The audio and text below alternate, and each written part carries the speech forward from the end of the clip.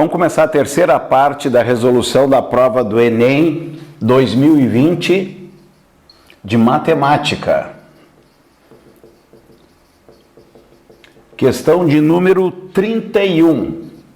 Nós temos na questão 31 o seguinte: com o objetivo de contratar uma empresa responsável pelo serviço de atendimento ao público, os executivos de uma agência bancária realizaram uma pesquisa de satisfação envolvendo 5 empresas especializadas nesse segmento. Os procedimentos analisados com pesos que medem sua importância para a agência e as respectivas notas de cada empresa recebeu estão organizadas no quadro. Então eu tenho um quadro aqui para analisar, certo? Eu tenho aqui o peso, certo? O peso e aqui o procedimento, rapidez no atendimento, clareza e cortesia. São 3 coisas aqui que foram analisadas, tá? Então eu tenho o peso 3 para rapidez do atendimento, né? Uma coisa que influencia de maneira 3 vezes, né? Que é o peso. Clareza nas informações passadas ao cliente tem peso 5, ou seja, o peso é maior importância. E cortesia no atendimento, um peso menor, 2. Daí nós temos as notas da empresa, são 5 empresas, que provavelmente eu vou ter que escolher uma delas, né? São 5 alternativas na prova. Então aqui a gente tem as notas das empresas, Então eu vou ter empresa X, Y, Z, W e T. Vamos ver as notas aqui. Sempre lembrando que tem o peso, ou seja, uma nota, se tem peso, eu tenho que multiplicar pelo peso, e depois na hora de fazer a divisão, para fazer a média, eu tenho que dividir pela soma dos pesos. É como se contasse 3 vezes essa nota, como se contasse 5 vezes essa nota aqui, como se contasse 2 vezes essa nota aqui. Então nós temos aqui a empresa X, eu tenho nota 5, nota 1 e nota 2. A empresa Y eu tenho nota 1, 4 e 2. A empresa Z eu tenho 4, 3 e 2. A W eu tenho 3, 3 e 3. E a empresa T, 4, 2 e 4. A agência bancária contratará a empresa com maior média ponderada. Então eu vou fazer aqui uma média ponderada, certo? Das notas obtidas nos procedimentos analisados. Após a análise dos resultados da pesquisa de satisfação, os executivos da agência bancária contratarão qual empresa? Então, tu quer a maior média ponderada. Média ponderada é aquela média que tem peso. Como é que eu faço aqui? Como é que eu faço a média ponderada? Eu vou multiplicar aqui cada nota pelo peso e depois dividir pela soma dos pesos, né?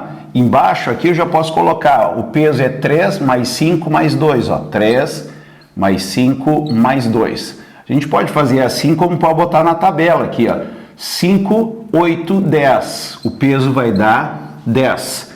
E na parte de cima eu vou fazer a multiplicação, cada nota multiplicada pelo peso. Como são muitas empresas, eu vou fazer na própria tabela. Isso vai me facilitar.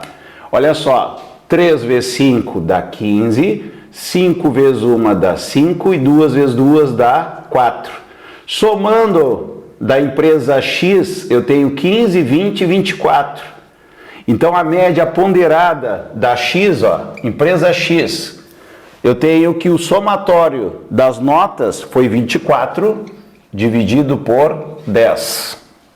Pessoal, vou começar de novo que está muito enrolada a minha resolução aqui. Tá? Vou começar de novo, não gostei.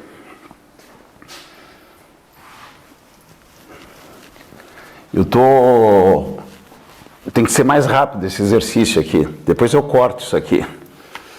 Eu botei uma fórmula aqui, mas o que acontece? A questão são 5 afirmativas, eu tenho que fazer 5 vezes a média. Então não é uma fórmula que eu vou botar ali e vou achar a resposta, né? Daí ficou desorganizado aqui. Vamos começar de novo. É só arrancar, depois que arranca vai.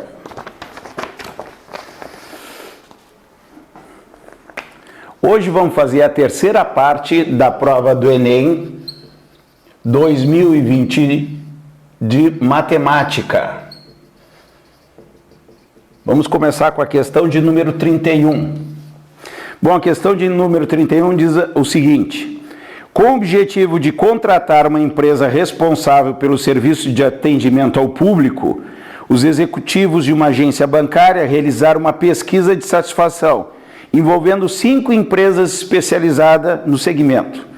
Os procedimentos analisados, com pesos que medem sua importância para a agência, e as respectivas notas de cada empresa recebeu, estão organizados no quadro. Daí eu tenho o quadro aqui, né? Tem os procedimentos que foram analisados, como rapidez de atendimento, ó, rapidez no atendimento, que tem peso 3, olha lá, peso 3, ou seja, a importância é 3 na rapidez do atendimento. Clareza nas informações, ó, clareza nas informações passadas aos clientes é mais importante do que a rapidez. Nós temos ali peso 5 e nós temos a cortesia no atendimento.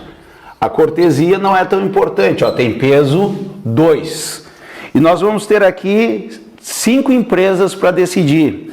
As empresas X, Y, Z, W e T. E tem as notas correspondentes a essas empresas, que eu vou colocar aqui no quadro, ó, certo? Para rapidez, a empresa X tem 5, para clareza ela tem nota 1 e para cortesia tem nota 2. Já as outras empresas, a Y tem nota 1, 4 e 2, a Z 4, 3 e 2, 3, 3 e 3, 4, 2 e 4. A agência bancária contratará a empresa com maior média ponderada. Então é um exercício aqui de média ponderada, certo? Obtida nos procedimentos analisados. Após a análise dos resultados da pesquisa de satisfação, os executivos da agência bancária contratarão qual empresa, certo? Bom, o que é uma média ponderada? Vai levar em conta o peso. Então a gente vai fazer aqui, ó, o somatório de quem? Ó, o somatório de quem? Das notas vezes o peso, ó. Notas vezes o peso, dividido pelo somatório dos pesos. Isso significa que a nota 5, ela tem peso 3, ela conta 3 vezes. A nota 1 contou 5 vezes. Olha só como essa empresa saiu prejudicada aqui, ó, tirou uma nota baixa no quesito que tem peso maior. Tá? Então, na média, isso vai influenciar. Então, vamos fazer aqui para a empresa 1, para a empresa, melhor, a empresa X, a empresa Y, a empresa Z, a empresa W e a empresa T. Vamos fazer essas médias aqui. Bom, é mais rápido fazer na tabela, tá? Por quê? Porque eu tenho os pesos, eu vou ter que dividir pela soma dos pesos. Então, tu já faz direto aqui, aproveitando o desenho da prova para ganhar tempo. 5 mais 3, 8, mais 2, 10. Então, todas as médias de todas as empresas eu vou dividir por 10, certo? Dividir por 10. E agora eu vou fazer aqui o somatório das notas vezes o peso. Então, o que eu vou fazer na tabela mesmo para aproveitar? 3 vezes 5, 15. 5 vezes 1, 5. 2 vezes 2, 4. Então, o somatório da multiplicação das notas pelo peso da empresa X vai dar 15, 20, 24. Ó. Então, a empresa X vai ter uma média ponderada de 24 por 10, 2,4. Então, essa foi a média da empresa X. Ele quer a maior média ponderada. Bom, agora na Y, eu tenho 3 vezes 1, 3, 5 vezes 4, 20, 2 vezes 2 dá 4. Então aqui vai dar 24, 27, ó. Aqui já deu maior, ó, a soma do produto da nota pelo peso, que o peso é a importância. Deu 27 dividido por 10, dá 2,7. Agora a empresa Z, 3 vezes 4 dá 12, 5 vezes 3 dá 15, 2 vezes 2 dá 4. Então aqui eu vou ter 4 com 12 dá 16, mais 15 dá 31. 31 por 10 dá 3,1, a média da empresa Z. Até agora estamos selecionando a empresa Z, que tem a maior média ponderada. Agora a W, 3 vezes 3 dá 9, 5 vezes 3 dá 15, 2 vezes 3 dá 6. 15 com 9 dá 24, com 6 dá 30. 30 dividido por 10 dá 3. E a última, 3 vezes 4 dá 12, 5 vezes 2 dá 10 e 2 vezes 4 dá 8. 12 com 8 dá 20, com 10 dá 30, 30 por 10 dá 3 também.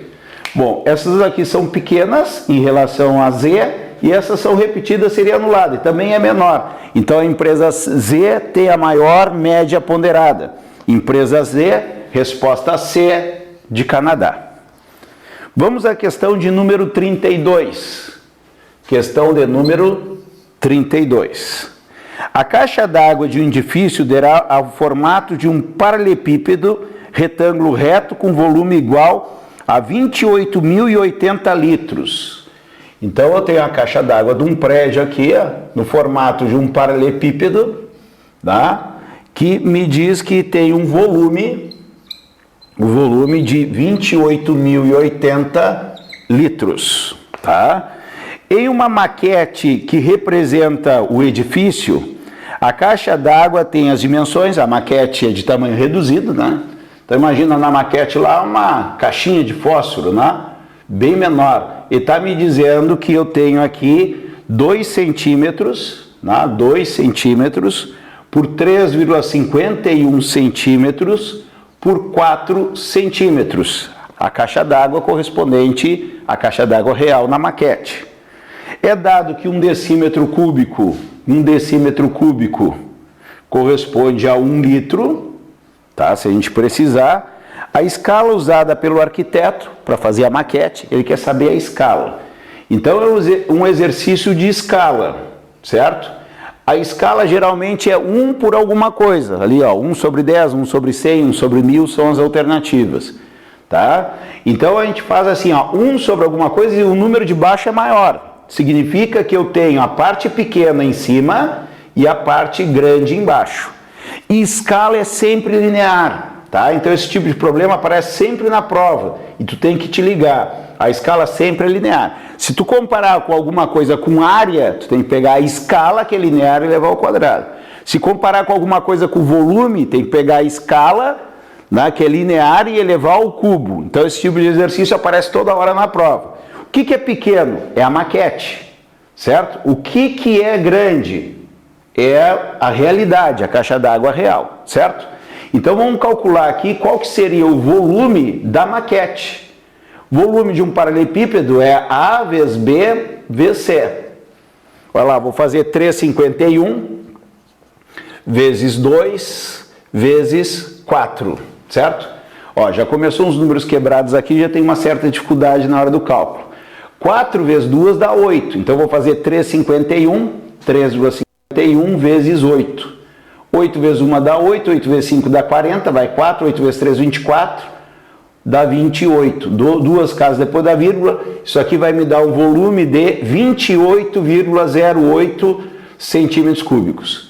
Observe que o valor que eu achei é parecido com o valor que eu tenho na realidade, certo?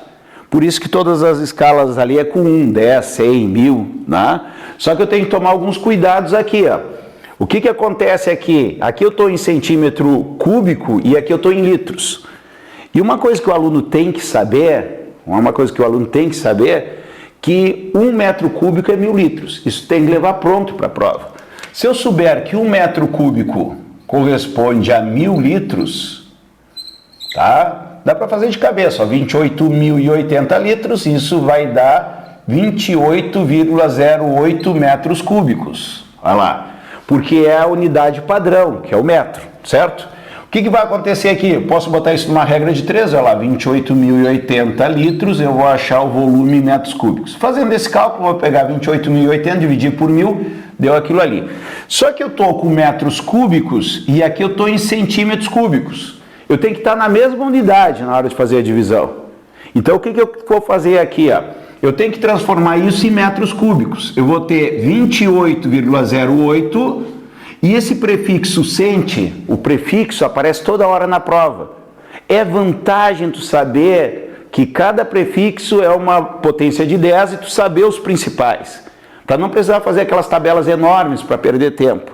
Então a gente sabe que o sente é 10 na menos 2, só que ele é elevado ao cubo, então vai ficar 10 na menos 2 elevado ao cubo metros cúbicos. Ó, o cente é o cubo, porque esse cente é um prefixo. Como a gente tem o mili, que é 10 na menos 3, como a gente tem o micro, que é 10 na menos 6, temos o nano, que é 10 na menos 9, então esses prefixos aparecem toda hora na prova. Então tem que saber. Então eu vou ter aqui o volume pequeno, vou chamar VP, ó, volume pequeno, o volume da maquete. O volume pequeno vai dar 28,08 vezes 10 na menos 6 metros cúbicos. Já o volume grande é 28,08 metros cúbicos. O que eu vou fazer? Eu vou pegar a escala, que é o pequeno pelo grande, que eu não sei, é 1 sobre, eu vou chamar x, que é o número dali de baixo, que eu vou procurar.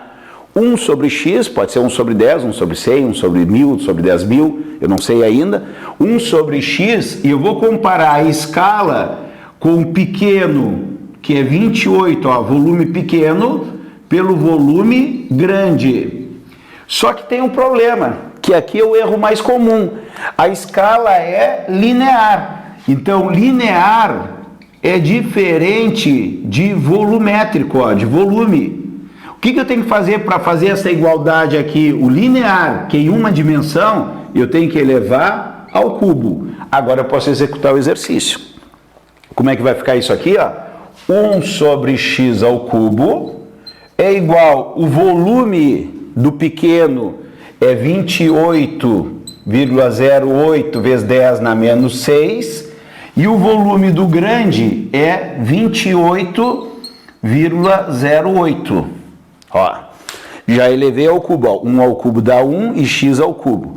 Bom, vou cortar esse 28,08 com esse 28,08, certo? O que eu vou fazer? Eu quero saber esse x ao cubo aqui. Então, vou ficar assim, ó, 1 sobre x ao cubo, e nesse lado, esse 10 na menos 6, eu tenho uma potência com base, ó, eu tenho uma potência que o expoente é negativo. Então, eu vou trazer ele para baixo. Vai ficar 1 sobre 10 elevado na 6. 1 é igual a 1, então essa parte de baixo tem que ser igual. Então eu fiquei que x ao cubo é igual a 10 elevado na 6. Como é que eu resolvo isso aqui? Tem várias maneiras, né? Uma delas é a potência passar para o outro lado na forma de raiz. No caso, como é cubo, x vai ser raiz cúbica de 10 elevado na 6. Vou passar isso para a potência, ó, 10 na 6. O de baixo vai para cima e o de cima vem para baixo. Isso aqui vai ficar 6 dividido por 3, vai dar 10 na 2. Então a escala que eu estou procurando, a escala que eu estou procurando é 1 sobre x. Eu botei x, que é a incógnita que eu quero achar. 1 sobre x é a escala. O x eu acabei de achar que é 10 na 2. 1 sobre 10 na 2. 10 na 2 é o que? 100. Então a escala é 1 para 100. 1 para 100, a escala da minha maquete, eu tenho como resposta certa, resposta B de Brasil. 1 para 100.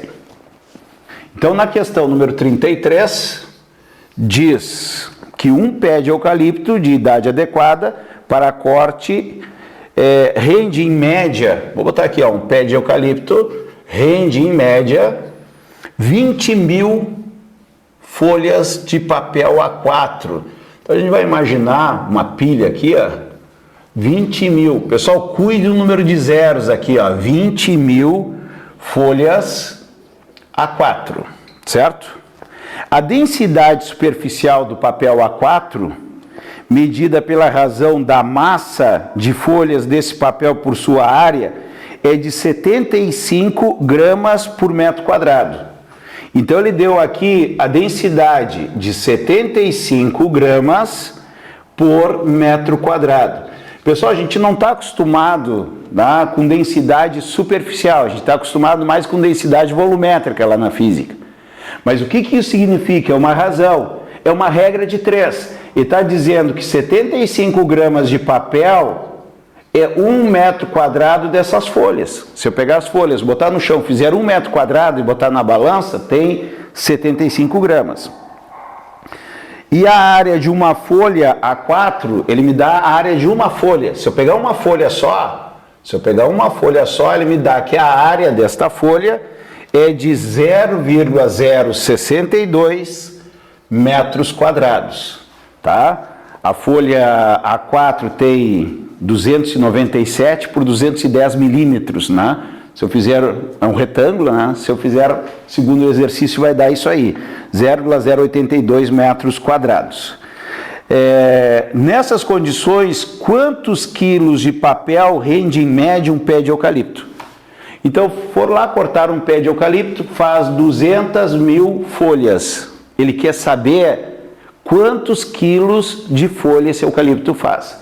Bom, por lógico, o que acontece? Se eu souber a massa de uma folha, chamar M1, ó, se eu souber a massa de uma folha e multiplicar por 20 mil folhas, eu tenho a massa total. É isso que ele quer. Então, eu preciso saber a massa de uma folha. Ele me diz que é 75 gramas, 1 metro quadrado, mas uma folha tem 0,062 metros quadrados, isto vai me dar a massa M1. M1 massa de uma folha. Então, quando eu fizer esse cálculo aqui, eu vou fazer 1 vezes M1, M1 é igual a 0,062 vezes 75. É uma conta complicada de fazer na prova, só que isso aqui vai me dar em gramas. Eu não vou fazer esse cálculo aqui, porque eu vou multiplicar por um número gigantesco. Isto é a massa de uma folha. 0,062 vezes 75 gramas. Eu quero saber a massa total de folhas, que é feito com pé de eucalipto. Se eu sei a massa de uma folha e o eucalipto faz 20 mil folhas, vai ser 20 mil folhas vezes 0,062 vezes 75. A massa de uma folha multiplicada pelo número de folhas. Tranquilos até aí? Isso vai me dar a massa total, porém isso aqui está em gramas. E a pergunta é em quilos, poderia ser em toneladas. Então sempre tem que ficar atento na hora da unidade final lá. Aqui eu estou tudo em gramas. Pessoal, o negócio é tirar essa vírgula aqui, ó, ficar 62 esse número aqui. Então eu vou dar uma ajustada. Tem que multiplicar por quanto para tirar essa vírgula? Por 10 vem para cá, por 100, por 1000. Eu tenho que multiplicar por 1000 para virar 62. Então vai ficar assim, ó, 20 vezes 1000. Olha o número que eu preciso, 20 mil folhas. É 20 vezes 1000, 20 mil. Vezes 0,062 vezes 75. Olha o cálculo como ficou mais fácil agora, ó, 1000 vezes 0,082 vai ficar 62. Então o meu cálculo vai ser esse, ó, 20 vezes 62 vezes 75. Depois eu vou para o próximo passo. Qual é o próximo número que é mais fácil fazer? Na minha cabeça é 75 vezes 20, porque 75 vezes 2 dá 150, 150 vai dar 1.500, ó, 1.500 vezes 62. Estou chegando à massa total em gramas, não posso esquecer disso. Então aqui eu fiquei com 1.500 vezes 62. O que eu vou fazer aqui? Vou botar os dois zeros aqui, e aqui eu vou fazer o cálculo 62 vezes 15. Vou fazer de maneira tradicional, 5 vezes 2 dá 10, vai uma, 5 vezes 6 dá 30, 31, multiplicar por 1 é repetir o número lá de cima deslocado aqui, dá 0, dá 3, dá 9, certo? 930. Porém, eu tenho essa resposta em gramas, 93 mil gramas. Isso é muito perigoso, ainda bem que não tem ali a resposta em gramas. Passar isso para quilos, porque a pergunta é em quilograma, eu vou dividir por 1000, porque a gente sabe que 1 quilo é 1000 gramas, né? Então, 93 mil gramas é 93 quilogramas. 93 quilogramas, resposta alternativa, letra E.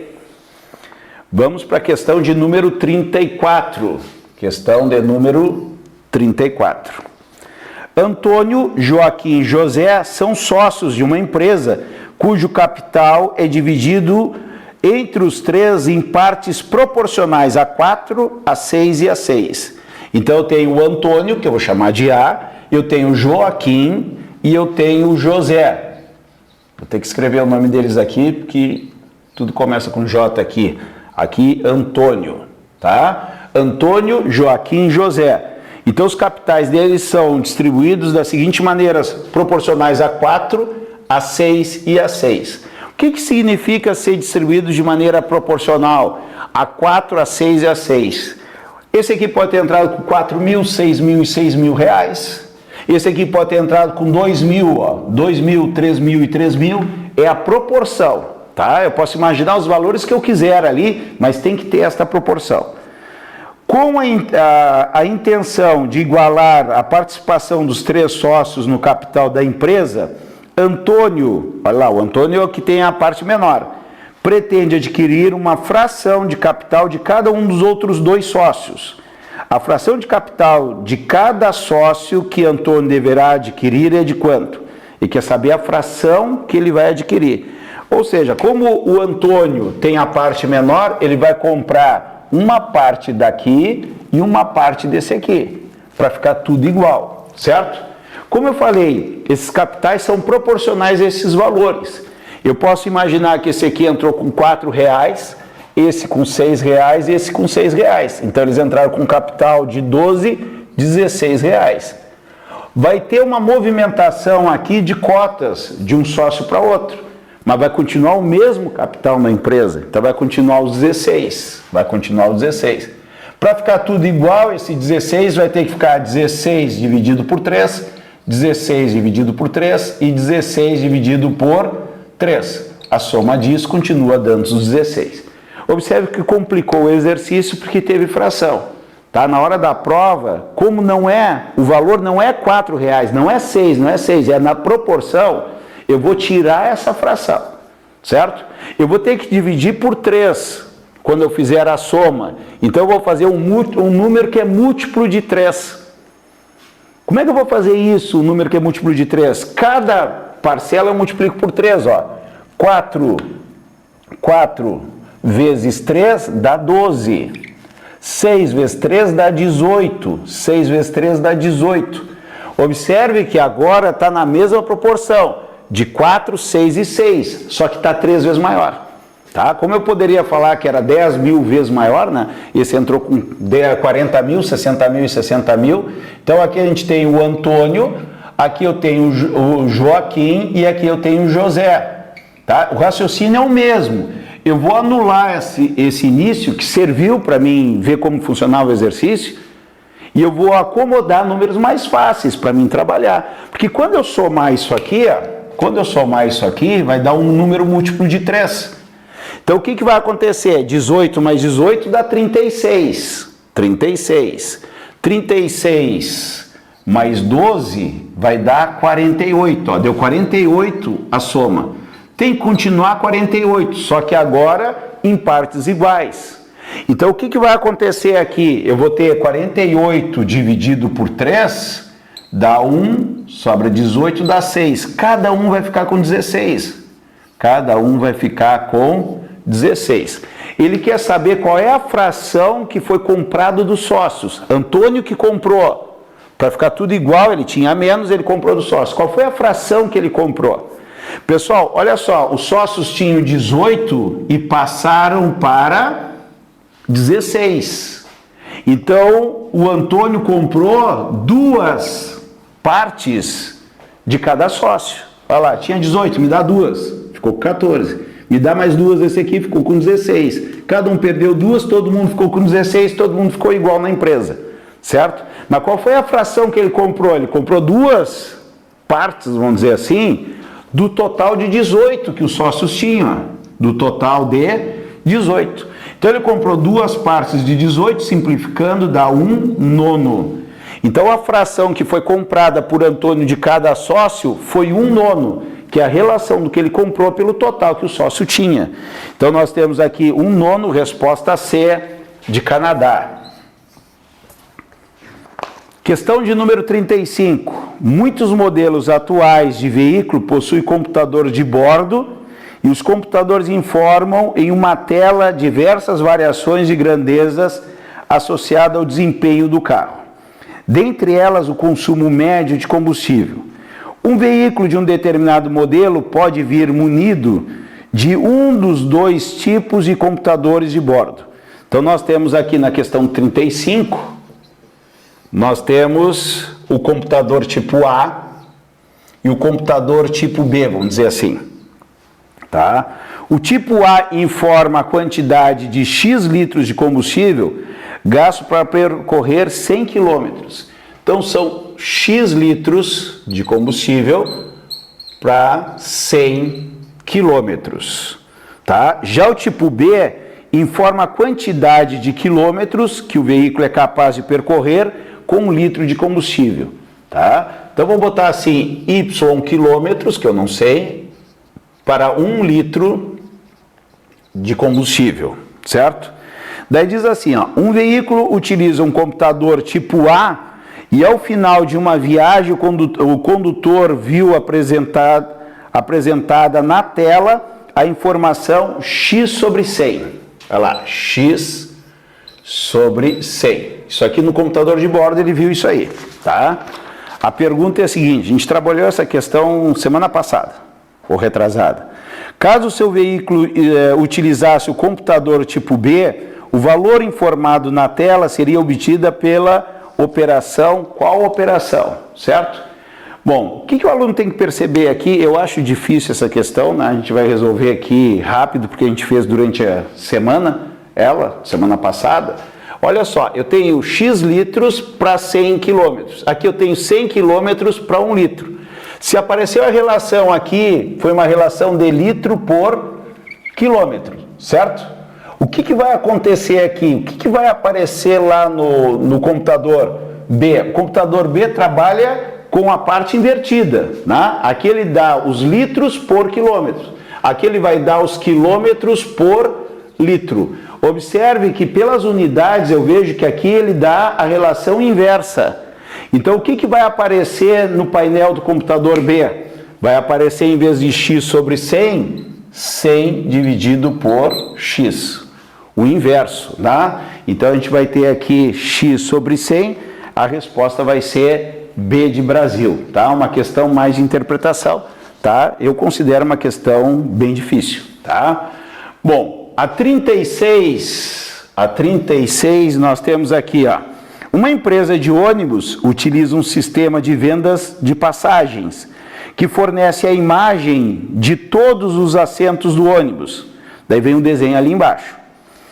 Diferenciando os assentos já vendidos por uma cor mais escura, tá? Então a cor escura são os vendidos, cor escura são os assentos que estão vendidos já, dos assentos ainda disponíveis. A empresa monitora permanentemente o número de assentos já vendidos e compara-lo com o número total de assentos do ônibus para avaliar a necessidade da alocação do veículo extra. Então eles vão acompanhando, né, o número de assentos vendidos em relação ao total, uma porcentagem. Quando chega numa determinada porcentagem, eles colocam um veículo extra para a viagem. Na imagem tem a informação dos assentos já vendidos e ainda os disponíveis em um determinado instante.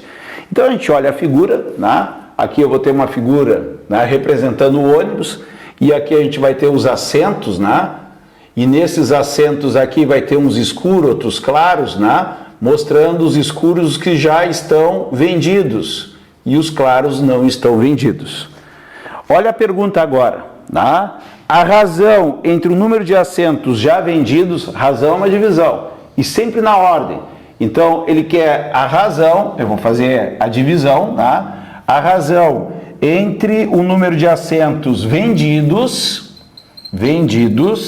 e o total de assentos desse ônibus. E o total, essa é a razão que ele quer, no instante considerado na imagem. Tá? Um exercício bem simples, que eu só vou precisar contar quantos assentos foram vendidos. Ele me explica que são as poltronas mais escuras. Contando aqui eu vou ter 2, 4, 6, 8, 10, 12, 14, 16 assentos estão escuros, ou seja, de cor escura, 16 são vendidos. E o total, basta olhar quantas poltronas tem no ônibus. Como elas são numeradas, eu vejo que tem 42 poltronas e eu vou lá na frente e ver se começa com a número 1. Então começou com a número 1 até a 42, são 42 poltronas no total. Então a razão que eu tenho de vendidos pelo total é 16 por 42, nem simplificar, a resposta é a alternativa letra A. A questão de número 37, nós temos o seguinte: uma torneira está gotejando água em um balde com capacidade de 18 litros. Então eu tenho uma torneira pingando, né? Tem uma torneira pingando e esta torneira está pingando dentro de um balde de capacidade aqui de 18 litros, certo? No instante atual, o balde se encontra com ocupação de 50% da sua capacidade. Então começou o exercício, o balde está com 50% da capacidade cheio. Isso corresponde a 9 litros. Olha só, o balde tem 9 litros de água dentro dele, porque está com 50% da capacidade. A capacidade de 18 litros do balde. Bom, a cada segundo cai 5 gotas de água na torneira. Então, a cada segundo, ele está me dizendo que em 1 segundo caem 5 gotas de água. Então, cada segundo, 5 pinguinhos, né, 5 gotas ali dentro do balde. Tá? E uma gota é formada em média, ele está me dando outra relação aqui, ó, que uma gota ela tem 5 vezes 10 na menos 2 ml de água. Quanto tempo em horas, olha só, ele quer em horas, quanto tempo em horas será necessário para encher completamente o balde partindo do instante atual? Pessoal, o instante atual está com 9 litros. Ele quer saber quanto tempo para encher completamente. Então a pergunta é essa, ó, a interpretação é essa. Qual é o tempo para encher 9 litros? Pessoal, esse 9 litros não é esse 9 daqui, é o restante. Aqui, como está 50%, que tinha dentro, vai ser a mesma coisa que eu vou encher. Mas tem que se ligar, né? Por exemplo, poderia ter aqui 8 litros, daí eu teria que colocar aqui o tempo para encher 10 litros. Nesse caso é 9 litros. Bom, para isso eu vou usar a regra de 3. Olha só, eu sei que em 1 segundo caem 5 gotas. Mas 5 gotas são quantos litros de água? Em 1 segundo, quantas? 5 gotas. Mas uma gota corresponde a isso. Então essas 5 gotas vai ser 5 vezes 10 na menos 2 ml. Então isso 5 vezes 5 vai dar 25 vezes 10 na menos 2 ml, certo?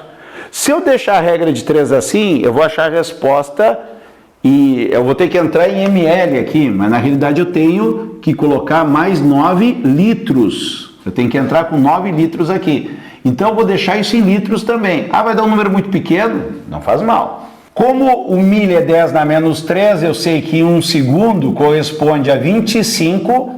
Potência de 10, conserva a base, soma expoente. Menos 3 com menos 2, menos 5 litros. Bom, isso aí está me dizendo que em 1 segundo quanto de água entra no balde. Mas eu preciso para encher completamente 9 litros. Isso vai me dar o tempo em segundos. Vou fazer essa multiplicação, aqui vai dar 9, é igual a 25 vezes 10 na menos 5t. Esse 25 vezes 10 na menos 5 passa a dividir no 9. Então vou ficar aqui o tempo é igual a 9 dividido por 25 vezes 10 na menos 5. Esse 10 na menos 5 é uma potência com expoente negativo. Ela vai subir e vai ficar positivo. 9 vezes 10 na 5 dividido por 25. Parece complicada a conta, mas eu vou fazer aqui, ó, 9 e 10 na 5 significa que eu tenho 5 zeros após o 9. Esses 5 zeros, 1, 2, 3, 4, 5, vai dividir por 25. Só que esses dois últimos zeros aqui é 100, tá? Então eu posso pegar 2 zeros emprestado aqui, ó, isso aqui seria 100. Ficaria assim, ó, 9.000 vezes 100 dividido por 25. Por que eu vou fazer a conta dessa maneira? Para evitar a calculadora, né, que eu não posso usar na prova, e fazer o cálculo mais rápido. 100 dividido por 5 dá 4.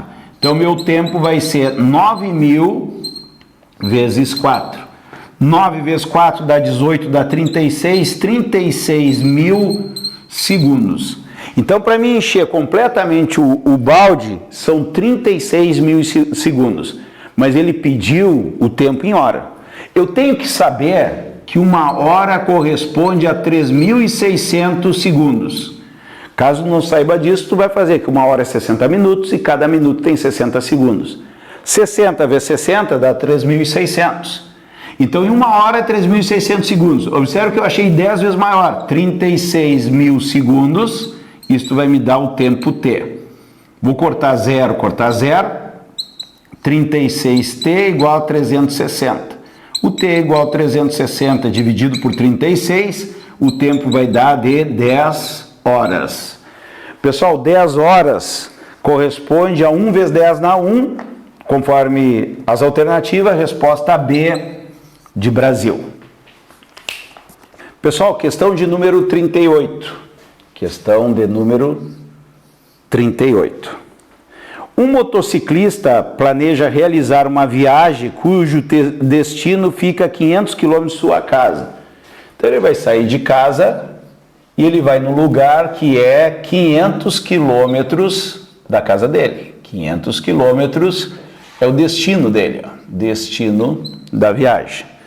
Ó, então nós temos aqui, ó, sua moto consome 5 litros de gasolina para cada 100 quilômetros rodado.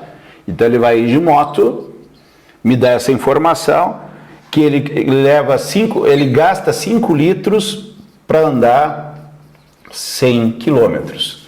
Tá? Aqui ele precisaria de 25 litros para ir até o destino, dá para fazer de cabeça, né? E o tanque da moto tem capacidade de 22 litros. Ó, já começou o problema. O tanque da moto são 22 litros de combustível. Olha só, se é 5 litros para 100 km, 500 km, ele precisaria de 25 litros para ir. Ele não chega até o destino porque não tem 25 litros no tanque da moto. Ele vai ter que fazer um abastecimento. Pelo mapa, observou no trajeto da viagem, o último posto disponível para reabastecimento é chamado Estrela e fica 80 quilômetros do seu destino. Pessoal, o destino está aqui, ó, 80 quilômetros antes, ó, 80 quilômetros antes, eu tenho o posto Estrela. Vou botar uma estrelinha aqui, eu tenho o posto Estrela. Então ele pode abastecer aqui, certo? Então nós temos 80 quilômetros do seu destino. Ele pretende partir com o tanque da moto cheio. Ele vai sair com o tanque cheio, ele vai sair com os 22 litros. Né? Já vou saber quantos quilômetros ele vai conseguir fazer. Né?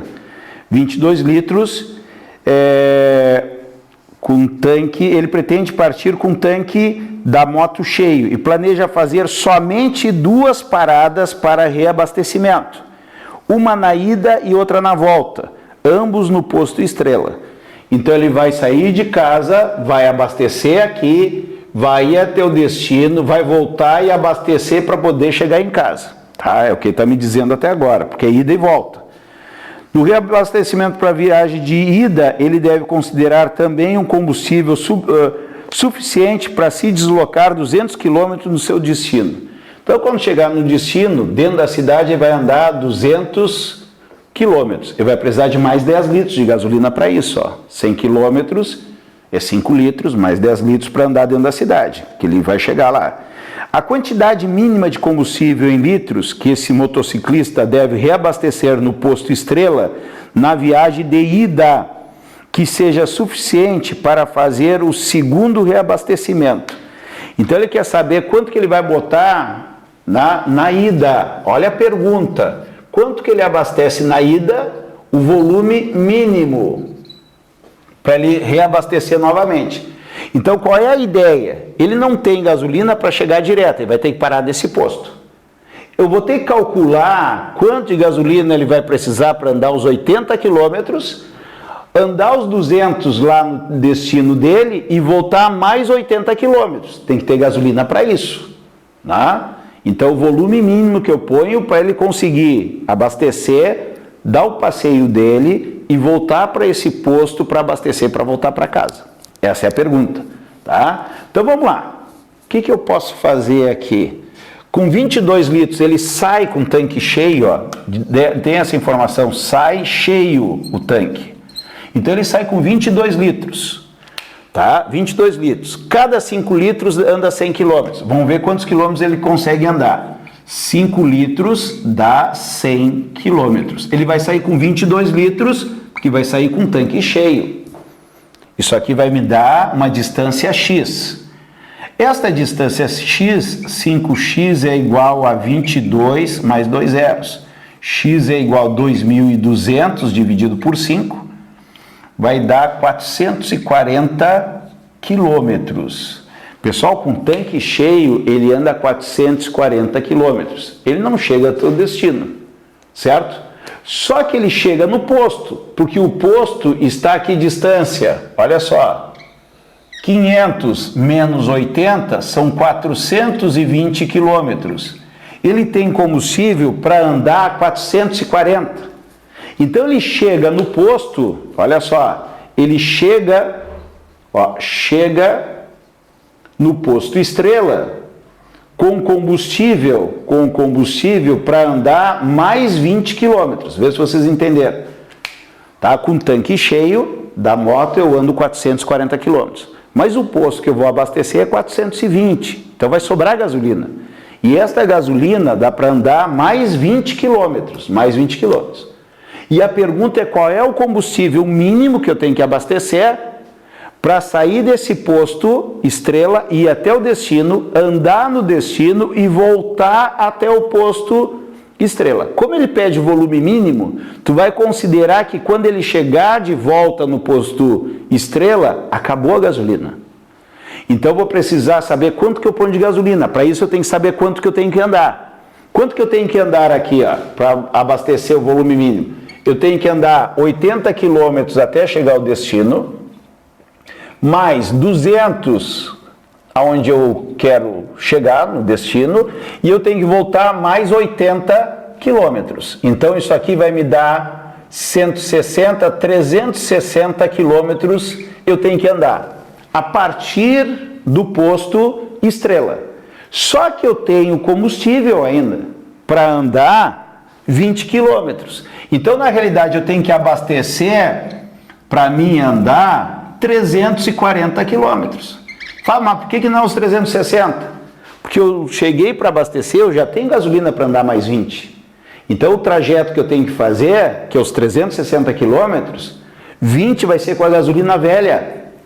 Então, eu tenho que ver quanto que eu tenho que abastecer para 340 quilômetros.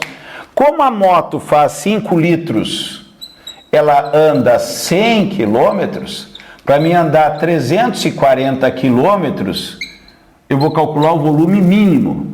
Ninguém faz isso, tá? Porque daí tu tá calculando um volume para chegar com a moto parando, sem gasolina, tá? Sempre tem que ter uma margem de segurança, mas no Enem acontece isso. A gente tem que responder o que eles perguntaram. Corta esse zero aqui. 34 vezes 5, 10V, é igual a 34 vezes 5. 5 vezes 4 vai dar 20, vai 2. 5 vezes 3 dá 15, dá 17. 10V, corta o zero. O volume é 17 litros. Com 17 litros, tu vai abastecer no posto Estrela, vai no teu destino, vai andar no teu destino e vai voltar, e quando chegar no posto Estrela não vai ter um pingo de gasolina. Então a resposta seria a letra C de Canadá. Questão de número 39. Questão de número 39. Para chegar à universidade, um estudante utiliza um metrô e depois tem duas opções. Então ele vai de metrô até um ponto e depois tem duas opções. Seguir num ônibus percorrendo 2 quilômetros, então depois ele vem de metrô e depois ele tem duas opções, de ônibus ele anda 2 quilômetros. Ou alugar uma bicicleta ao lado da estação de metrô, seguindo 3 quilômetros na rodovia. Ou de bicicleta, 3 quilômetros. Tá? De ônibus vai para um trajeto, de bicicleta tem que pegar a ciclovia, dá um trajeto maior de 3 quilômetros. O quadro fornece as velocidades médias do ônibus e da bicicleta nos trajetos metrô-universidade. Então nós temos aqui os dias da semana. Ó, os dias da semana, uma tabela: segunda, terça, quarta, quinta, sexta e sábado.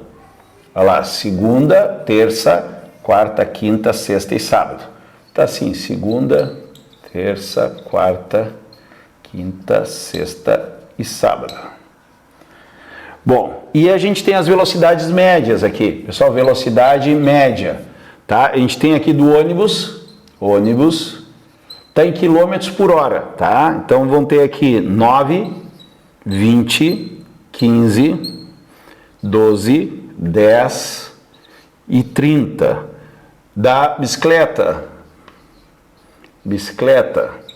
nós temos aqui 15, 22, 24, 15, 18 e 16, tá? Por que a velocidade média muda nos dias da semana, tá? Sábado a velocidade média é bem alta, provavelmente não tem movimento nenhum no trajeto, né? Então o fluxo, né, muda, às vezes fica mais rápido, às vezes fica mais lento. A fim de poupar tempo no deslocamento para a universidade, em quais dias o aluno deve seguir pela ciclovia? Então, pela pergunta, ele está me dizendo que tem dias que ele vai mais rápido de ônibus e tem dias que ele vai mais rápido de bicicleta. As distâncias são iguais? Não, são diferentes. Só que as velocidades médias mudam. Daí a gente vai lá pegar o socorro da física. Como é velocidade média, eu posso usar Deus vê tudo. Como ele pergunta em tempo, é distância por velocidade, certo? Como ele quer saber, ó, ele quer poupar tempo, ele quer saber o menor tempo possível em cada dia, né? Então eu vou comparar ir de ônibus e ir de bicicleta. Para isso eu tenho que calcular o tempo que leva de ônibus e o tempo de bicicleta. Pessoal, como o tempo é uma relação de distância por velocidade, no ônibus a distância é 2 e a velocidade é 9, aqui então vai ser 2 nonos. Aqui, qual vai ser o tempo de viagem de ônibus na terça-feira? São 2 km, ó, distância por velocidade, 2 sobre 20.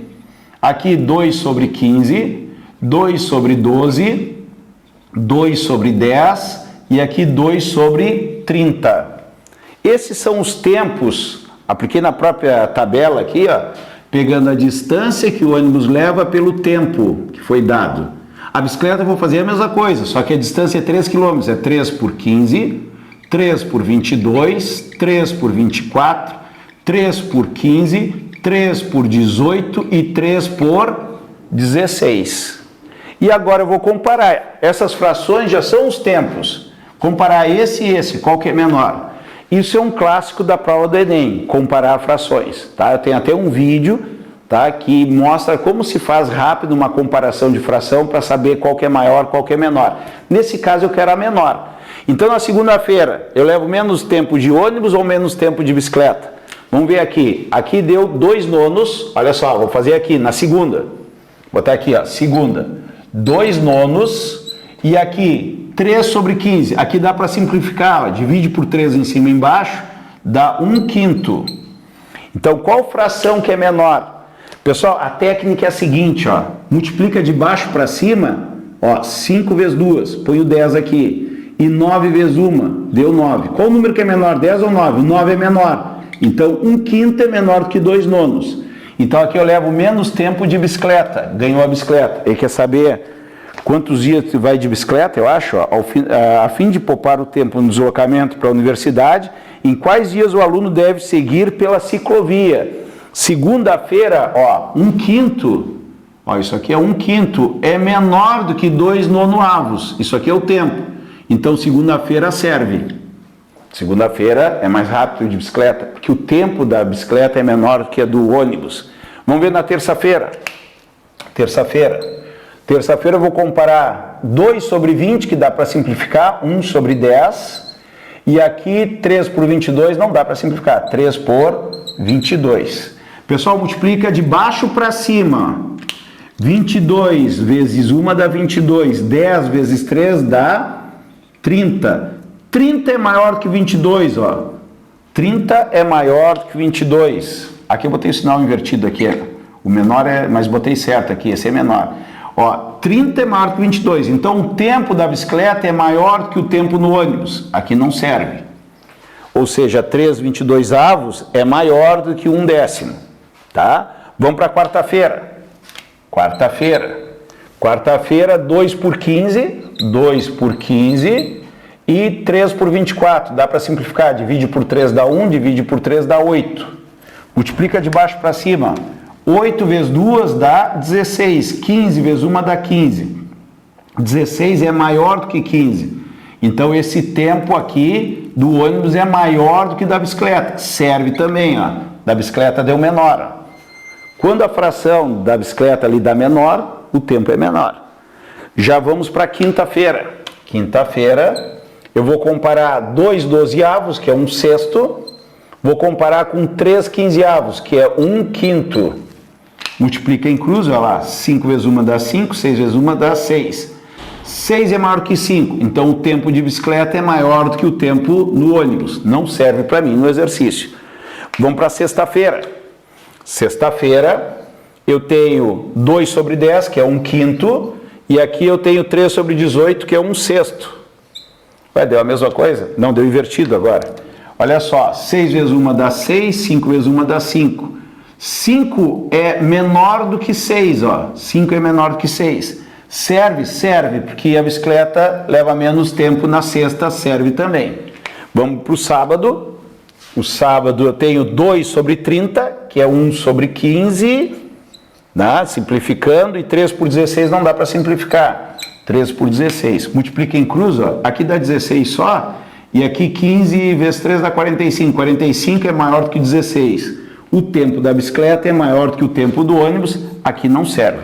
Então, os dias que eu levo menos tempo de bicicleta é na segunda, olha só, na segunda, na quarta e na sexta-feira. Segunda, quarta e sexta. Vamos ver qual a alternativa. Segunda, quarta e sexta. Resposta letra C, de Canadá. Vamos lá, questão de número 40. Questão de número 40. O quadro representa os gastos mensais em real de uma família com internet, mensalidade escolar e mesada do filho. Então a gente tem aqui gasto com internet com mensalidade, botar escola, com escola, e com mesada do filho, certo? Bom, o que acontece aqui? R$120 de internet, né? R$700 de escola e R$400 de mesada para o filho. No início do ano, a internet e a mensalidade da escola tiveram acréscimos, respectivamente, de 20% e 10%. Como é respectivamente, a internet, que é a primeira, teve um aumento de mais 20%, certo? Já a mensalidade escolar de mais 10%, certo? Mais 10%, necessitando manter o valor da despesa mensal total com os itens citados. A família reduzirá a mesada do filho. Pessoal, como aumentou a internet e aumentou a escola, para manter o mesmo orçamento, vão diminuir a mesada aqui do rapaz, tá? Qual será a porcentagem de redução da mesada, certo? Quanto que vai ter que reduzir a mesada? Em porcentagem. Mas primeiro vamos ver aqui, ó. 20% a mais na internet dá para fazer direto. 10% é R$12, 20% é R$24. Então a internet vai aumentar R$24, beleza? Como é que se faria isso? Ó? 120 vezes 20%. Ó. Corta 2 zeros, 12 vezes 2 dá R$24. Mas dá para fazer direto. E 10% de aumento na escola, se era R$ 700, vai aumentar mais 70, que é 10%. Então aqui eu vou ter um aumento de R$ 70, que seria 700 vezes 10%. Corta 2 zeros, vai dar R$ 70. Bom, para manter o orçamento, o que acontece? O que aumentou na internet tem que diminuir na mensalidade. E o que aumentou na escola também tira mensalidade, não, na mesada. Então, na realidade, a mesada era de R$ 400, e isto é 100% que ele ganhava, certo? Só que ele vai ter que ter uma redução, ele quer saber qual é a porcentagem de redução. Quanto que tu vai ter que tirar da mesada do filho? Tu vai ter que tirar 24 mais 70. Isto aqui tem que sair da mesada, ó. 70 mais 24, 9. R$ 94, olha só, R$ 94, vou botar aqui embaixo aqui, R$ 400 é 100% da mesada, 100% da mesada. Eu tenho que reduzir a mesada, 70 para ir para a escola e 24 para ir para a internet. Eu tenho que reduzir R$ 94. Isso vai me dar X. Olha só, se fosse R$ 100 é 1/4, seria 25%. Dá um pouco menos de 25% a redução. Vamos ver quanto é que vai dar isso aqui. 400x é igual a 94 vezes 100. Corta 2 zeros. X vai ser igual a 94 dividido por 4. Pessoal, pegar 94 e dividir por 4. Dá 2, 2 vezes 4 dá 8, sobra 1, dá 14. 14 dividido por 4 daria, deixa eu ver aqui, 4 vezes 4 dá 16, 3. 3 vezes 4 dá 12, sobra 2. Põe a vírgula e baixa um zero. 20 por 4 dá 5. 5 vezes 4 dá 20, fechou a conta. 23,5%. Então, eu vou ter uma redução de 23,5%. A resposta é a letra B de Brasil. Questão número 41. Questão número 41. Pergolado é o nome que se dá a um tipo de cobertura projetada por arquitetos, comumente em praças e jardins, para criar um ambiente para pessoas ou plantas, no qual há uma quebra da quantidade de luz, dependendo da posição do sol.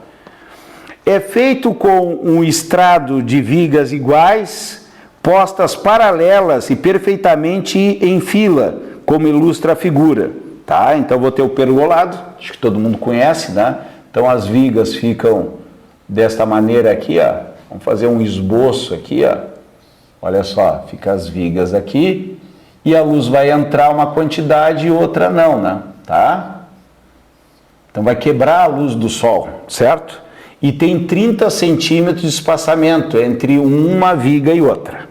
Um arquiteto projeta um pergolado com vãos de 30 centímetros de distância entre suas vigas, de modo que o solstício de verão, a trajetória do sol durante o dia, seja realizado num plano perpendicular à direção das vigas, e que o sol, à tarde, no momento em que seus raios fizeram 30 graus com a projeção a pino, gere a metade da luz que passa pelo pergolado ao meio-dia, tá? Então, o sol a pino, ele tá bem retinho aqui, ó, sol a pino, tá? Então, seria aqui, ó, tá? Ele tá formando um ângulo aqui de 30 graus, olha só, um ângulo de 30 graus com sol a pino. Então, o sol agora tá nesta posição. Então, seria alguma coisa desse tipo, né? Então, nós temos aqui momento que os raios 30 graus com a posição a pino, gere a metade da luz que passa pelo pergolado ao meio-dia, tá? Então, o que vai acontecer? Se a metade da luz ao meio-dia, passa os 30 centímetros de luz aqui, ó. Ao meio-dia, passa todos esses 30 centímetros. Com 30 graus, ele vai passar a metade, ou seja, vai passar 15 centímetros de luz. E eu vou ter 15 centímetros de sombra aqui, ó. 15 centímetros de sombra, tá? O mais difícil é interpretar. Para atender à proposta do projeto elaborado pelo arquiteto, as vigas do percolado devem ser construídas de maneira que a altura em centímetros seja a mais próxima possível de quanto? Uma questão de trigonometria, tá? Eu vou pegar essa parte aqui que for apertada e vou passar a limpo, ó. Olha só, aqui eu tenho a viga e a outra viga aqui do lado, certo? O que acontece aqui para a gente entender bem o que o enunciado me falou, tá? Ele diz que quando o sol está a pino, ele entra a luz nos 30 centímetros. E quando ele está a 30 graus, olha, presta atenção, 30 graus em relação a esse eixo a pino, entra a metade da luz. Então eu vou ter que ter a metade de sombra. Então eu vou ter uma sombra aqui, ó, a metade aqui, ó, que é 15, ó, 15 centímetros, e o sol vai pegar aqui, ó, tangenciando essa parte aqui, que é 30 graus em relação ao sol a pino. Bom, ele quer saber qual é a altura que eu tenho desta viga aqui, ó, tá? Bom, aqui eu tenho um triângulo de sombra, vê se vocês enxergam aqui, um triângulo de sombra, e é um triângulo retângulo, porque as vigas são perpendiculares, assim, em relação ao chão, né? Então, olha só, esse triângulo de sombra vai ficar aqui, ó. Eu vou ter aqui, se eu tenho 30 graus aqui, ó, 30 graus aqui, eu posso botar esse 30 graus aqui em cima. Como que tu fez isso, Fábio? Tá? A gente vai lembrar daquele esqueminha, da regra do Z. Olha só, eu tenho uma paralela e outra paralela, formam um Z. A parte de dentro do Z tem o mesmo ângulo, tá? Que na teoria diz que os alternos internos de retas paralelas, né, são congruentes. Então, se aqui é 30, aqui é 30. Esta base tem 15 e eu quero saber esta altura. Pessoal, qual é a relação trigonométrica que eu vou usar? Se eu tenho o cateto oposto ao ângulo, eu quero saber o cateto adjacente. A gente vai lá no soca-toa. Soca-toa. Qual é a relação trigonométrica que eu tenho? O oposto e o adjacente. Ó. O oposto e adjacente é a tangente. Então aqui eu vou aplicar que a tangente de 30 graus é o que? O cateto oposto sobre o cateto adjacente. Tangente 30 graus, tá? Aí a gente vai botar assim, ó, são 30, 45 e 60. Eu já vou fazer a tangente direto. Tu pode fazer seno, cosseno, dividir o seno pelo cosseno para achar a tangente, tá? Na reta da tangente, o 1 é no meio aqui, 45 graus. 60 graus a tangente é maior e 30 ela é menor. Ó, raiz de 3 e raiz de 3. Eu vou dividir por 3 no 30 para ficar menor, porque a tangente, olha só, aqui é 30, aqui é 45 e aqui é 60. Tá? A tangente 45 é 1, ó. Aqui é de 30, que é o menor ângulo, é raiz de 3 dividido por 3 para ficar menor. E a tangente 60 dá raiz de 3 lá em cima. Como eu estou trabalhando com tangente de 30, vai ser raiz de 3 sobre 3. O cateto oposto ao ângulo é 15 e o cateto adjacente é a altura que eu quero achar. Bom, o que vai acontecer? Esta altura vai multiplicar o raiz de 3, h vezes raiz de 3, é igual a 3 vezes 15 dá 45. A altura vai ser 45 dividido por raiz de 3, certo? Vou multiplicar por raiz de 3 em cima e embaixo. Multiplicando por raiz de 3 em cima e embaixo, eu vou ter aqui que raiz de 3 vezes raiz de 3 dá 3, 45 por 3 vai dar 15. 15 raiz de 3. Então a altura que eu tenho que ter da minha viga é 15 raiz de 3 centímetros. Essa é a resposta, 15 raiz de 3. Pessoal, não está com raiz de 3. E também ele não me fala quanto que é para usar raiz de 3. Geralmente o Enem manda usar 1,7. Tá?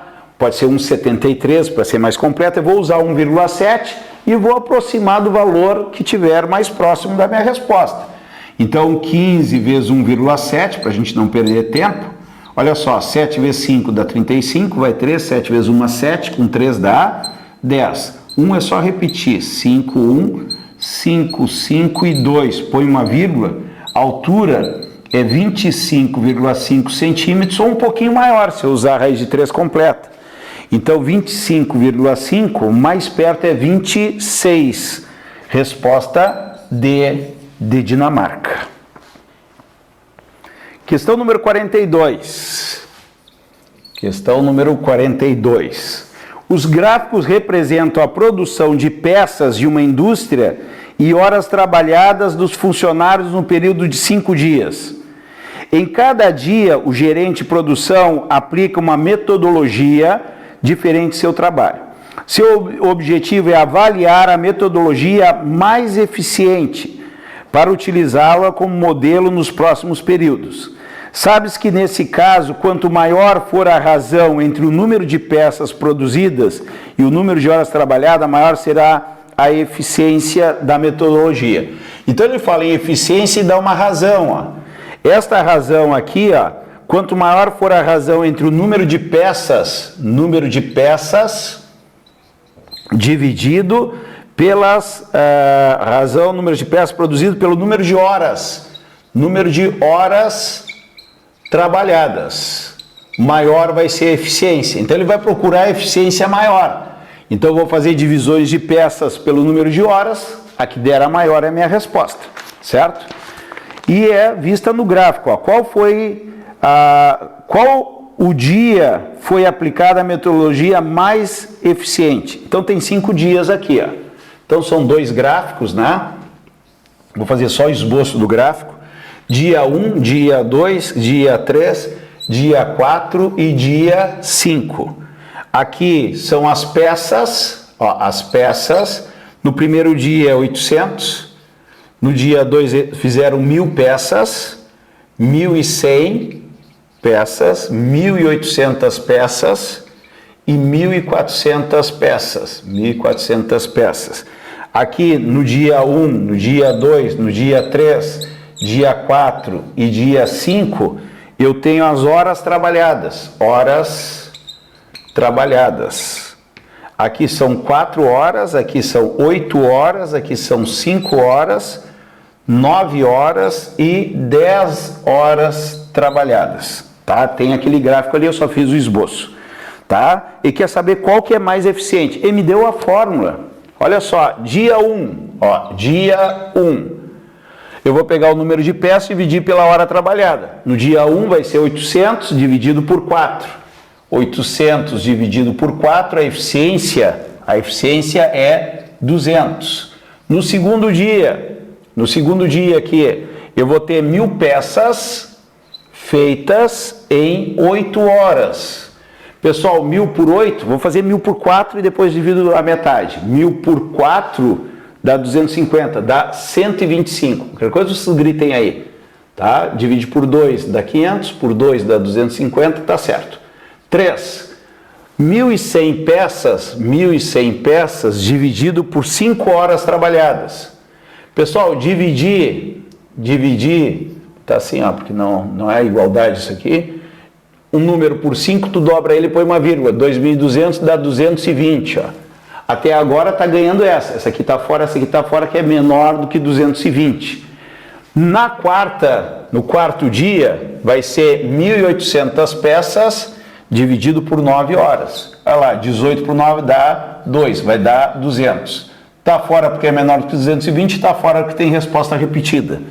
E a última aqui, nós temos como eficiência 1.400 dividido por 10. Eficiência bem baixa, ó, 140. Está fora também. Então, o terceiro dia é o dia mais eficiente. O terceiro dia vai ser letra C de Canadá, certo? Questão de número 43. Questão de número 43, outra de gráfico aqui, ó. O gerente de uma loja de cosméticos colocou à venda 5 diferentes tipos de perfume, tá? Tendo em estoque na loja as mesmas quantidades de cada um deles. O setor de controle de estoque encaminhou ao gerente registros gráficos descrevendo o preço unitário de cada perfume em reais e a quantidade vendida de cada um deles em percentual ocorrida no mês de novembro. Tá? Então vai acontecer tudo no mês de novembro. Ele vai pegar 5 perfumes, tá? E aqui é o preço unitário, ó, preço por perfume. Tá? O perfume 1, vou chamar de perfume 1, custa R$200, olha lá, R$200. O perfume 2, R$170. O perfume 3, custa R$ 150. O perfume 4. Perfume 4 custa R$ 100. E o perfume 5 custa R$ 80. Tá? Ele fala que no estoque tem a mesma quantidade de perfume de todos. Tá? Por exemplo, tem 200 perfume do 1, 200 do 2, 200 do 3, o número é o mesmo. Tá? E diz a porcentagem da quantidade vendida de cada perfume. Tem perfume que se vende mais, outros menos, pela qualidade do perfume, né? pela questão financeira, né? De repente um perfume mais barato vende mais do que um perfume mais caro. Então aqui a gente tem um percentual de vendas. Tá? Aqui é o preço do perfume, preço do perfume. E aqui as quantidades vendidas.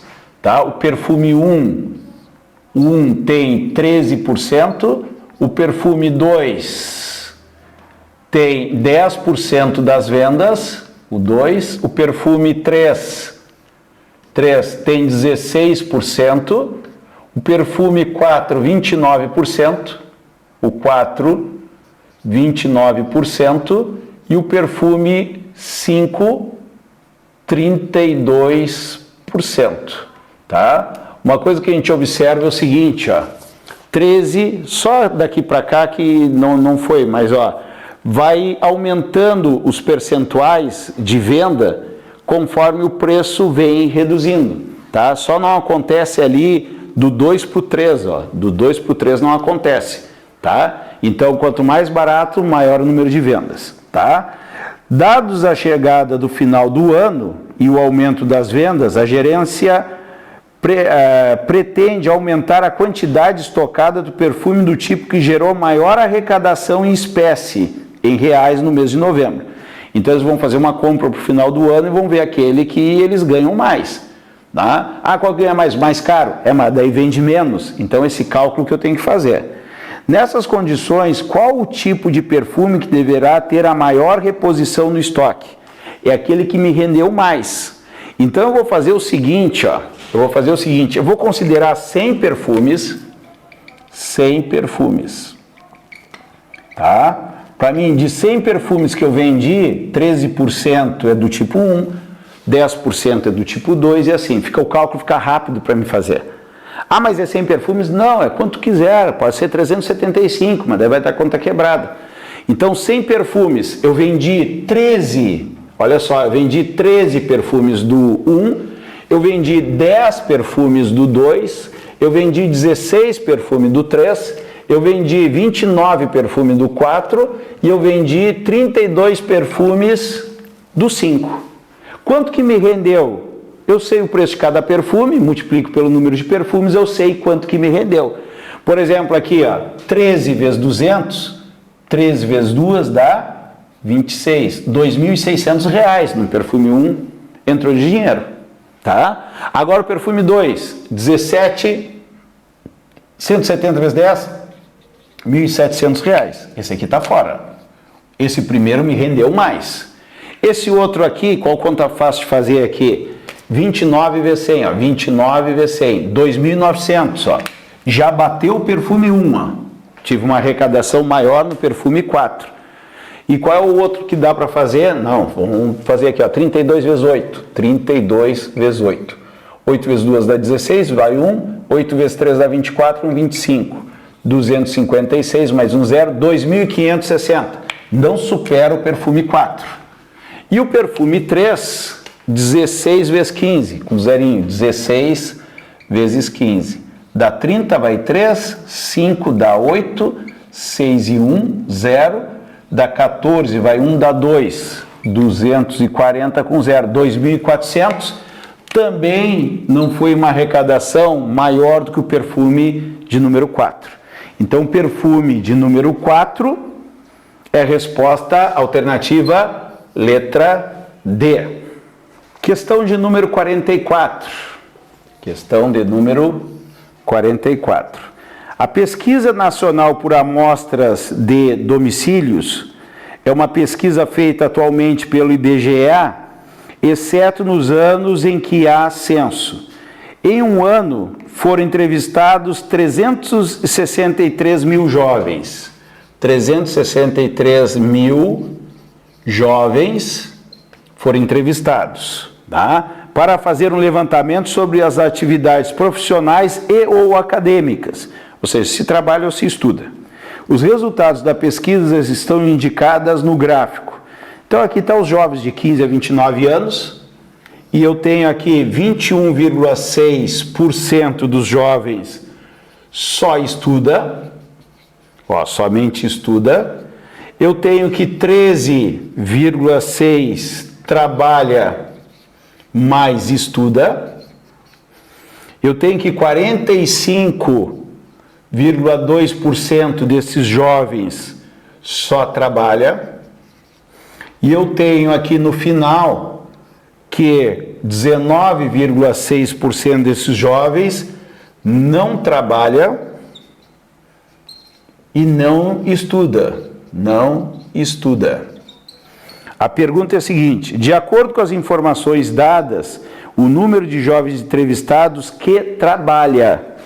Pessoal, ele quer saber o número de jovens que trabalha. Número de jovens que trabalha. Bom, o total de jovens é os 363 mil. Mas qual é a porcentagem de jovens que trabalha? Pessoal, aqui, não trabalha. Não me serve isso aqui. Não trabalha. Não trabalha. Quer saber os que trabalham. Só estuda. Se ele só estuda, ele não trabalha. Agora aqui que vem o esquema. É só os que trabalham ou conta os dois? Pessoal, ele quer saber o número de jovens que trabalham. Se ele estudar junto, não faz mal. Ele está perguntando quantos que trabalham. Então, trabalha e estuda serve, trabalha também serve. Então, vai ser a soma desses percentuais. Então, vou ter 45,2 mais 13,6. Aqui vai dar 8, aqui vai dar 8 de novo e aqui vai dar 5. Vai ser 58,8% dos jovens trabalham. Então, o número de jovens que trabalham é o total de 363 mil vezes 58,8%, que é uma porcentagem, Eu vou cortar 2 zeros daqui, esses 2 zeros daqui. Esse zero aqui eu vou passar multiplicando lá, porque isso aqui é 10, né? 58,8 vai dar 588. 363 vezes 588. Aqui vai dar o número de jovens que trabalham. Fazendo essa continha aí, bom, vamos fazer a conta. Eu gosto de fazer daquele jeito, assim, para mim é mais rápido, tá? 588, olha só, 588 vezes 363, tá? Fazer os quadrinhos aqui, para mim é mais rápido. Vamos lá, fazendo os quadrinhos aqui, ó. 5 vezes 3 dá 15, olha só, tem que fazer as diagonais aqui. 8 vezes 3 dá 24, 8 vezes 3 dá 24 de novo, olha lá, 24 de novo. Aqui, 5 vezes 6 dá 30, 8 vezes 6 dá 48, 8 vezes 6 dá 48, 5 vezes 3 dá 15, 8 vezes 3 dá 24 e 8 vezes 3 dá 24. Agora é só somar na diagonal, tá? Vai terminar com 4, 8 com 2 dá 10, com 4 dá 14, vai 1. 8, 4 e 4 dá 8, 8 e 8, 16, mais 1, 17, 19, 24, vai 2, 4, 8, 10, 12, 13, vai 1, 5, 7, 8, dá 11, vai 1, dá 2. A resposta está aqui, ó. Então deu 2, 1, 3, 4, 4, 4, 213.444. 213.444, alternativa a letra C. São 213.444 jovens que trabalham, a resposta é a letra C. 45 e última questão da prova de hoje. Pesquisadores da Universidade de Tecnologia de Viena, na Áustria, produziram miniatura de objetos em impressora 3D de alta precisão. Ao serem ativadas, tais impressoras lançam feixes de laser sobre um tipo de resina, esculpindo o objeto desejado. O produto final da impressora é uma escultura microscópia de 3 dimensões, como visto na imagem ampliada. A escultura apresentada é uma miniatura de um carro de Fórmula 1, com 100 micrômetros de comprimento. Então tem um carro aqui de Fórmula 1, tá? Um carrinho de Fórmula 1 aqui, o comprimento dele é 100 micrômetro. Ó, micro é um prefixo, eu falei que o prefixo a gente tem que saber. Um micrômetro é 1/1000 da parte de 1 metro. Ele ainda me falou, né? 1/1000, é só dividir por 1000. Usando a notação científica, qual é a representação do comprimento dessa miniatura em metros? Bom, é 100 micrômetros. Então, vou pegar o 100 aqui.